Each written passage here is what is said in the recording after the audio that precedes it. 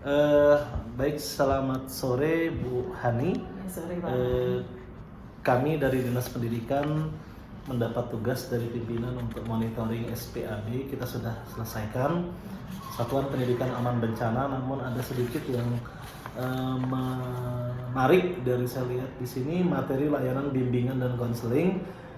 Ada kesepakatan kelas, program BK, ada tentang kepribadian, tentang emosi, terus pencegahan dampak bencana, problem solving, mengerjakan ada workset atau kertas kerja, tips siap menghadapi masalah, self efficacy, stop being eksklusif, peduli dengan teman, menggali potensi dan mengenali kelemahan diri, analisis SWOT, mengerjakan workset SWOT, SWOT, strength, weakness, opportunity, threat ya, survei guru-guru dan survei sikap teman kelas. Saya merasa ini melengkapi dari kecerdasan intelektual yang tentu menjadi fokus juga, bahwa kita juga memiliki multiple intelligence, yaitu kecerdasan sosial, emosional, spiritual, dan moral. Mungkin bisa diceritakan Bu terkait program-program ini. Oh ya, Ya, baik, terima kasih Pak Anang. Jadi ya pertama ya berkaitan dengan visi misi sekolah sih Pak. Siap, Bahwa visi sekolah ini kan adalah membentuk insan berintegritas. Artinya itu sosok manusia yang utuh gitu, lengkap.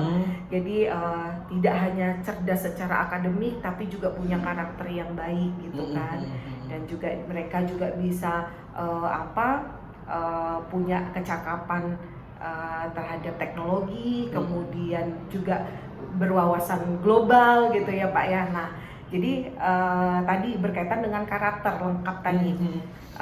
Untuk menjadi menghantarkan anak-anak jadi sukses ini kan tidak hanya fokus pada akademik saja, betul, gitu. Karena pada kenyataannya nanti banyak ini kita di masyarakat banyak orang-orang itu sukses bukan mengandalkan dia belajar pelajaran akademiknya gitu kan, tapi yang utama adalah soft skillnya malahan Pak gitu, soft skill dan dia punya karakter atau attitude yang baik, itu sebenarnya yang paling utama gitu kan. Nah maka di sekolah ini ya selain juga memang fokus pada kecerdasan akademik, tapi kita tidak melupakan penguatan karakternya. Siap. Nah didukung dengan fasilitas yang ada di sini. Ya berharap anak-anak bisa memaksimalkan potensi mereka lah gitu. Karena kan kadang untuk attitude ini harus dilatih dari banyak kegiatan Pak. Kan bagaimana bisa beradaptasi dengan baik, berkomunikasi dengan baik kan melalui banyak kegiatan gitu yang dia bisa melakukan interaksi sosial dengan teman-temannya gitu kan. Oke, kemudian Bu, tantangan yang dihadapi nih, kalau kita melihat kan tentu butuh SDM yang siap untuk men-treat sejumlah peserta didik kita untuk mencapai visi misi yang diharapkan. Nah, kalau kita melihat kan kadang-kadang tidak semua harus diukur dengan materi Bu ya.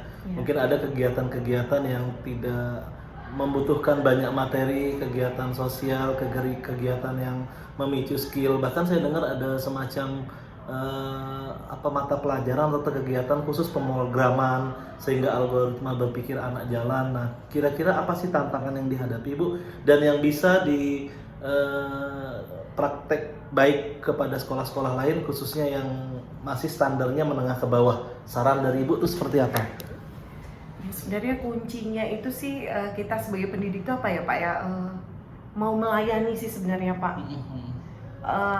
Anak-anak ini kan butuh orang yang bisa membantu mengarahkan mereka gitu. Sebenarnya anak-anak zaman sekarang ini potensinya itu luar biasa Pak, dengan kemudahan mencari informasi gitu kan, beda dengan kita sekolah dulu gitu kan. Nah tapi memang perlu ada yang mengarahkan. Nah dan tantangan yang sekarang itu, generasi sekarang ini lebih lebih lembek, kita bilang tuh generasi strawberry benar gitu ya kan. Nah itu itu bener-bener yang bagi kita dulu, kok kalian tuh kayak gini aja Iya, udah bikin mudah- lemah, kayak mudah hidup menyerah. ini sudah Iya. hancur gitu Bener, kan, bener. nggak ditemani aja udah hidup sudah kayak udah nggak bisa hidup lagi gitu kan. Iya, Nah inilah tantangannya Pak, yang agak berbeda dengan kita dulu gitu kan. Nah tapi ya kita sebagai pendidik di sini ya harus mau terus belajar gitu kan, kita nggak harus apa ya, nggak bisa nyamain dengan kita dulu gitu kan. Iya, Nah iya, iya, iya. kita harus sesuaikan dengan mereka, dan hal baik yang kita tahu ya kita harus bisa sharing ke mereka, mengarahkan mereka. Dan itu tadi bentuk mau melayani, memperhatikan Pak. Nah kalau di sekolah ini kita itu juga ada saluran kepada anak-anak ini untuk maksudnya untuk menyalurkan, misalnya mereka sedang mental health-nya sedang tidak baik-baik saja gitu kan. Nah kita tuh ada refleksi ya Bu Roni ya, jadi refleksi harian. Seperti apa itu Bu? Jadi di sistem sekolah gitu, LMS sekolah itu anak setiap pulang sekolah bisa menuliskan apa yang dirasakan hari ini gitu loh. Jadi Apa melalui dia- aplikasi. Iya, entah Oke. dia bahagia atau dia Oke. biasa saja atau dia sedang bersedih Oke. gitu. Nah, nanti ada emotnya mereka pilih Pak. Terus kalau kita juga beri kesempatan mereka untuk menuliskan gitu kan. Kadang anak-anak sekarang nih mau langsung ngomong malu atau yang segan gitu kan. Nah, jadi lewat tulisan. Nah, nanti itu yang bisa membaca adalah wali kelasnya dan guru BK-nya. Jadi tindak lanjut dari tulisannya? Iya, nanti kan itu kan kita baca tuh. Nah, wali kelasnya baca, BK-nya baca. Nah, nanti loh ada apa ya, anakku kok beberapa hari ini sedih terus. Oke. Nah, ternyata dia tuh mungkin hari pertama dia nggak tulis Pak. Nah, hari berikutnya kan dia akhirnya berani menulis. Nah, atau kalau dia memang belum berani menulis, nanti kan wali kelas itu, oh kenapa? Nah, besoknya dipanggil, diajak ceritakan, karena kita setiap hari wali kelas itu masuk jam 10 menit sebelum bel. Nah, itu mereka kesempatan untuk berkomunikasi dengan anak-anak. Istirahat bersama BK. Gitu. Jadi ya itu tadi, karena memang anak sekarang ini mental health-nya harus dijaga ya gitu. Kalau bahasa anak saya itu baterai sosialnya habis. Iya, saya kadang-kadang, Kak, ayo nih baterai sosialnya sudah habis, ayolah pulang Pak, yuk mau tidur. Nah, sudah. Nah itu kadang-kadang kita serba salah, pengen peran orang tua juga ya. Nah bagaimana Bu kira-kira mengajak orang tua tuh kerjasama, bahwa tidak serta-merta nih saya bayar sekian, saya tahu anak saya pinter, bagus, outputnya oke. Nah kan tidak bisa seperti Ya, itu. nggak bisa, Peran serta orang tua bagaimana cara melibatkannya? Ya, makanya kami itu sering mengundang orang tua, satu di sisi mengedukasi, parents meeting yang mengedukasi Pak. Ya, kita sharing, kita tuh belajar bersama, bukan bermaksud menggurui, tapi kita sharing ya tips-tips ke orang tua. Per semester, per tahun, atau Per berkala? semester, Per misalnya semester. terutama saat sekarang ini tentang bahasa cinta Pak. Wih. Kadang kan anak tuh love language-nya beda-beda. Ada yang senang dia quality time, kalau orang tuanya sering bersama dia, sering nanyain dia. Ada yang love language-nya dia harus dipuji. Dan kamu tuh validasi ya. Butuh gitu. validasi. Ada yang diberi hadiah kayak gitu. Oke, Nah, jadi oke. memang sebaiknya orang tua tuh kenalin juga love language anaknya. Karena kalau di SMA nih Pak, kan beda dengan anak-anak. Kalau anak-anak tuh kita pegang, kita ini tuh pasti nurut. Kalau sudah besar ini kita pegang nggak mau Pak dia Pak. Iya. Ngapain sih mama ini, ngapain sih papa ini gitu kan. Nah tapi kita orang tua ini harus belajar kan, jangan menyerah karena dia nggak mau dipegang. Ya sudah, kita ya sudahlah gitu. Tapi kan tetap harus apa nih, supaya kita bisa tetap berkomunikasi baik dengan anak kita. Oke. Supaya dia itu nggak komunikasi hanya dengan gadgetnya Pak. Nah itu yang Atau dengan orang yang salah. Nah, atau dengan memilih circle atau pergaulan yang salah gitu kan. Nah itu, memang kalau di sini kita wali kelas, guru itu memang aware lah, harus peka terhadap peduli gitu. Siap. Ya. Terkait dengan disiplin positif, saya dulu rasanya pernah kesini ya, terkait dengan prestasi, standar kredit poin ketika anak-anak melakukan kesalahan. Dari kami ada Permendikbud nomor 46 tahun 2023 tentang pencegahan penanganan kekerasan di satuan pendidikan. Itu kan namanya kekerasan pada anak itu bisa terjadi di lingkungan manapun, di sekolah, di rumah maupun lingkungan masyarakat, dan bisa dilakukan oleh siapapun, baik oleh teman sejawatnya, oleh guru, oleh orang tua pun bisa, maupun lingkungan. Nah, bentuk disiplin positif misalnya seperti apa? ketika anak-anak melakukan pelanggaran, bentuk edukasinya kan tidak serta-merta kita langsung keluarkan kan, mungkin ada sanksi bertahap atau ada tahapan-tahapan prosedur. Di SMA Kumbang ini seperti apa, Bu? Kita itu Pak di sini tadi salah satu untuk melatih kedisiplinan ya, yang salah satu juga menjadi kekuatan sekolah inilah gitu ya Pak. Jadi kita tuh ada aturan poin yang sudah kita berlakukan semenjak sekolah ini berdiri gitu. Nah jadi poin itu untuk jagain mereka lah sebenarnya Pak, supaya mereka itu tidak bisa berdisiplin positif tadi. Benar. Gitu. Jadi bukan membebani mereka, tapi untuk jagain mereka sebenarnya. Nah, jadi kalau mereka melakukan setiap semester kita kasih 100 poin. Kalau dia melakukan pelanggaran sesuai aturan sekolah ada pengurangannya. Nah, saat mereka sudah berkurang, biasanya misalnya 2 kali terlambat, itu kan sudah potong. Kita kalau terlambat tuh potong poin 10 Pak. Dia sudah 80. Nah ini kan waktu terlambat, kalau anak terlambat, guru wali kelas itu pasti langsung menghubungi orang tua. Nah ini mohon maaf Bu, Pak ini kenapa anaknya terlambat gitu. Atau ini jadi kalau terlambat ya kita langsung komunikasikan Pak. Misalnya tidak ada yang mengantar karena orang tuanya berangkat. Nah itu kita segera komunikasi. Ayo jangan sampai hari berikutnya terlambat lagi karena tidak ada yang membangunkan di rumah misalnya seperti itu Pak. Tapi poinnya tetap berjalan bukan gugur ya? Enggak, tetap. Walaupun orang tuanya alasannya mohon maaf karena ini tetap poinnya jalan. Ya karena kan di awal memang sudah ada kesepakatan, perjanjian, komitmen ya kan siap. Harus berkomitmen gitu kan. Cuma iya. memang kita sambil kita edukasi juga, jadi selama itu ya kita akan panggil bersama BK, wali kelas, gitu. Terus kalau sudah 70 Pak, itu kami akan membuat undangan resmi untuk orang tua, surat gitu kan, untuk orang tua hadir ke sekolah. Yuk kita cari solusi nih, intinya tuh bukan menyalahkan, tapi ayo kita cari solusi gitu kan. Nah perlu kerjasama tadi Pak. Nah kemudian kalau memang nanti dia masih berkurang, kalau poinnya sudah 50 kita keluarkan surat peringatan 1. Nah itu juga kita undang lagi orang tua karena ini sudah surat peringatan. Masih juga belum berhasil SP2. Nah kalau sudah SP2 itu kalau 30 Pak. Kalau sudah di bawah 30 maka kami akan sering panggil lagi supaya Pak ayo jangan sampai anak bapak ibu ini habis poinnya harus kami kembalikan ke orang tua. Nah kalau kan artinya kalau sampai habis ini ada yang salah tuh artinya entah anaknya yang memang tidak cocok, nggak mau melakukan perubahan, atau dari orang tua nggak support kita Pak. Betul. Ya jadi kita fokusnya sih mencari solusi, tapi tetap harus ada menegakkan aturan. Betul. Dan bahasa kita mungkin ya tidak mengeluarkan semata-mata, tapi menyesuaikan mungkin anak ini lebih cocok di tempat lain. Iya, betul. Seperti itu aja. Betul. Karena kalau kami di negeri juga menghindari bahasa-bahasa anak ini dikeluarkan enggak. Ya, kita sarankan dia memilih sekolah lain yang sesuai dengan kebutuhan kondisinya. Betul. Jadi seperti itu, dan itu melalui proses yang bertahap tadi kami yakin tidak akan bermasalah, tidak akan menimbulkan gejolak ya Bu ya. Iya, betul Pak. Ya selama ini sih kita nggak ada ya sampai yang bergejolak ya, artinya memang kita komunikasi. Karena orang tua jelas, karena kita kalau ini ada pelanggaran, orang tua kita komunikasikan. Nah yang bergejolak kalau kita tidak ada proses, tiba-tiba anaknya harus kita kembalikan karena memang nggak cocok di sini gitu kan. Nah itu yang bahaya gitu. Jadi tetap kita pantau. Oke, terakhir ini Bu Hani, kami minta saran Bu, apa yang bisa Ibu sarankan kepada pemerintah, khususnya kami di Dinas Pendidikan, kemudian rekan sejawat Ibu sesama kepala sekolah baik negeri maupun swasta, rekan-rekan guru, kemudian para orang tua yang memiliki anak Gen Z seperti saya.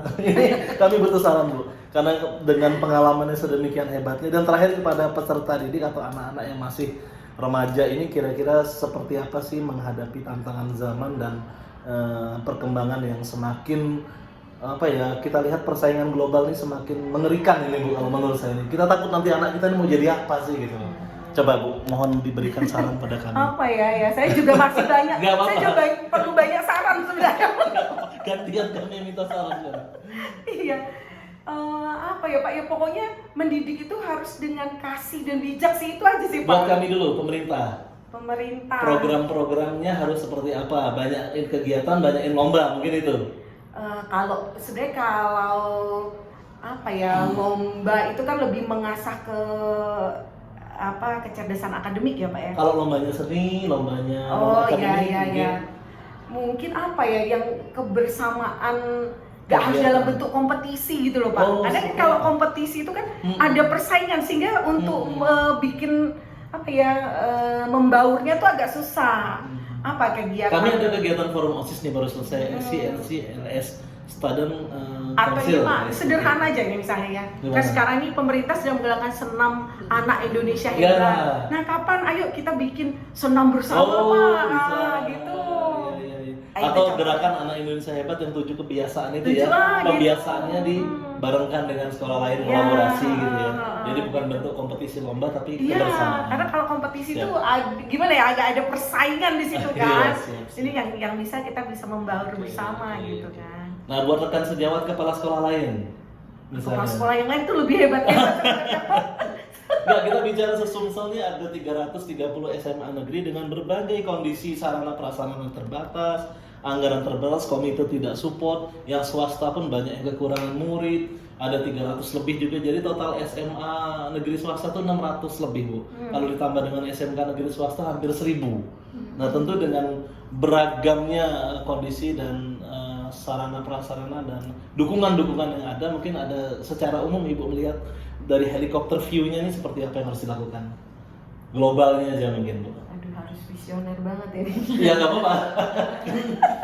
Berdasarkan yang sudah di-treat dari beberapa orang tua, mungkin Ibu kan banyak ngobrol dengan orang tua dari berbagai latar belakang gitu Bu. Dari situ mungkin melihatnya. Untuk termasuk ke orang tua sekaligus dari kepala sekolah dan orang tua atau lingkungan nih. Ya pemangku sebenarnya ini kepentingan. Pak, intinya yang utama itu komunikasi yang Komunikasi. baik. Iya, sehingga supaya terjalin kerjasama yang baik, Benar. terutama dengan orang tua. Nah sekarang untuk di anak-anak sendiri, mungkin kita itu lebih apa ya, memberikan motivasi atau dorongan dengan perhatian Pak. Oke. Sebenarnya. Dan Jadi, perhatian Kak, tidak harus duit ya Bu ya. dia harus duit, betul Nah. Pak. Jadi gimana ya, seorang guru atau pendidik itu jadi role model bagi anaknya. Digugu dan ditiru guru Iya, ya. jadi dia tuh kalau itu tuh dia tuh kan dengan melihat gurunya tuh guru tuh menginspirasi anak didik ini gitu loh. Iya iya iya, figur lah ya. Iya gitu. Iya, siap. Kadang ya nggak harus dengan materi, dengan sapaan setiap hari Semangat gitu. mengajar. Iya, Semangat setiap ketemu, mengajar. gimana kamu sekarang hari ini, bahagia misalnya, atau Oke, pokoknya dengan gitu. sapaan-sapaan seperti itu. Menurut saya hal yang sederhana yang mungkin kadang kita sebagai pendidik di tengah keriuhan kita itu yang kadang kita nggak lakukan, dan itu hal kecil Betul, yang betul. bisa memotivasi mereka. Siap. Dan untuk orang tua juga banyak yang salah ketika sudah memberi materi yang cukup, HP yang bagus. Mungkin anak SMA dikasih mobil rasanya sudah cukup.